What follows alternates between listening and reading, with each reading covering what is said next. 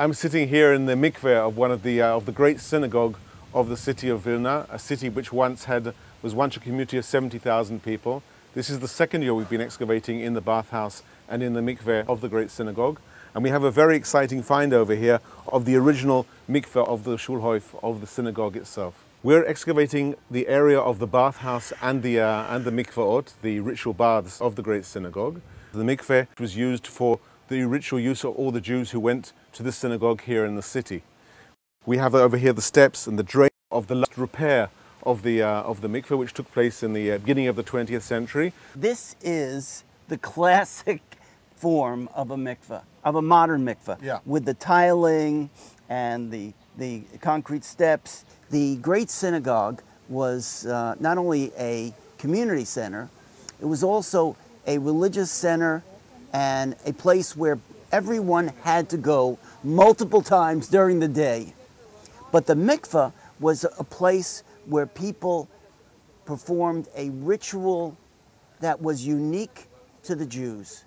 It was, for some people, a monthly, for some people a weekly, and for some people a daily ritual that they would come to the mikveh to purify themselves in order to pray. The person who would come here would first of all would get undressed completely, would come down the steps over here, where down to the floor, and then would have to completely immerse themselves in the water. The water would have to completely cover them. So the height of this bath, as you can see today, is not the original height of the bath. The height of the bath originally would have been about this high, and the kind of water in the pool was also special.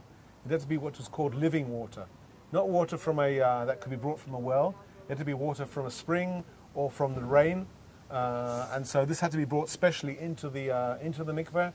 There was usually also a small pool, what we call a treasury or an otsar in Hebrew, where water was kept and water was continually topped up from the treasury into the pool itself.